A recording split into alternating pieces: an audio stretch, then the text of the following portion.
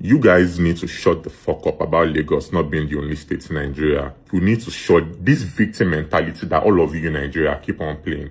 And the thing is that I don't even care about Lagos like that. But one thing I would always be is objective. Does your state have international airports? No, your state does not have it. So logically, when a foreigner is landing in Nigeria, where would they land? Lagos or Abuja? Since 2020, I have wanted to do a food tour in Benue State, but Benue does not or did not then have an airport. I wanted to go to Benue to showcase the beauty of food in Benue, to eat oko soup and no, but Benue did not have it. It is road trip they have, and guess who is not going on the road to die? All of you are always bitching about Lagos, Lagos, Lagos, but your state does not do shit. Your state does not do shit to make your state hospitable, but the one state that is managing, and barely doing a good job, all of you will be bitching about the state. And here's the thing, I am not into politics. I do not care about politics. I am from Osun State. My state does not have airport. So nobody from my state will bitch about Lagos and the rest. So I am not a pro-Lagos, but y'all need to shut the fuck up about Lagos. Always bitching about Lagos, but your state is not doing anything about it. Shut the fuck up.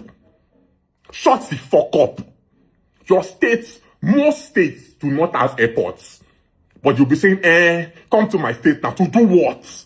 To die on the road? There are many states in Nigeria that, as a food critic, I would love to visit, to do food tours. But your motherfuckers do not have functioning airports. I'm not spending 12 hours on the road to die. Or you'll be bitching. It's not only Lagos. It's not only... Again, I don't care about Lagos. When your argument shows more ignorance than understanding, I would have reacted harshly. But you were smart enough not to mention Igbo. Afodola give vam vam vam, like vam vam vam. Our people say, Mada abo anaga wiara utumbe. That is, two people cannot be foolish at the same time. So let me stay calm and explain this clearly. Lagos did not become Nigeria's busiest airport or commercial center because it worked harder than other states. That idea is false.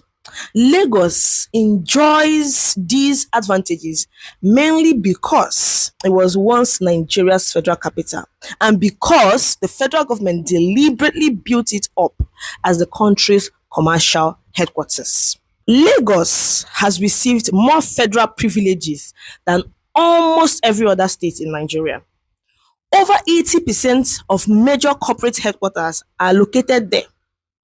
The country's busiest seaports are in Lagos.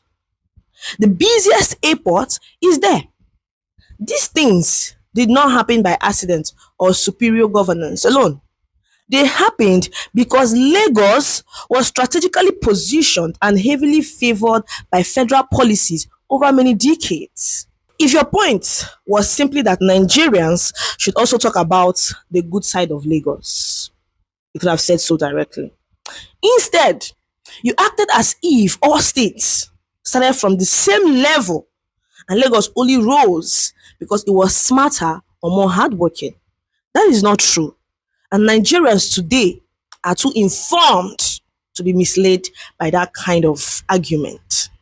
Here are the facts Nigerians are reacting to. 1. Lagos served as Nigeria's federal capital from 1960 to 1991. During those years, federal ministries, agencies, roads, ports, and institutions were concentrated there. This gave Lagos a massive head start that other states never had. Lagos controls Nigeria's major seaports, such as Apapa and Tinkan Island, which handles most of the country's imports and exports. Lagos hosts Murtala Mohammed International Airport, Nigeria's main international aviation hub.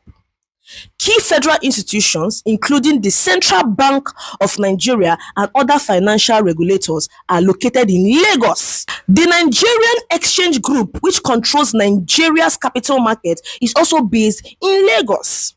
Major federal infrastructure projects such as the Third Mainland Bridge and strategic highways were built to support Lagos.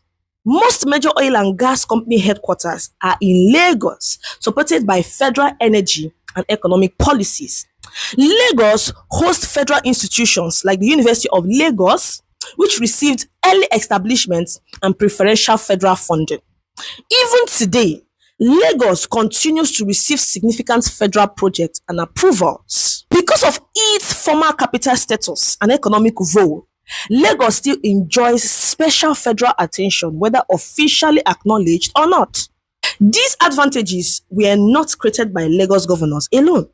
They came from decades of federal concentration and preference funded by taxes and resources contributed by all Nigerians. Yet, despite this shared national investment, some voices from Lagos still tell other Nigerians to go back to their states, as if Lagos belonged only to one ethnic group.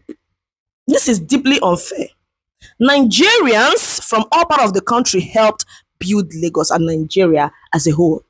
Claiming exclusive ownership is national selfishness. The irony is that even within the Southwest, balanced regional development has not been a priority. Lagos has been promoted at the expense of other states in that region, many of which remain underdeveloped. Isolate Lagos from the Southwest, you will see that Southwest is just empty. The focus has been on controlling Lagos rather than developing the entire region. So when Nigerians complain about Lagos, it is not jealousy, it is frustration.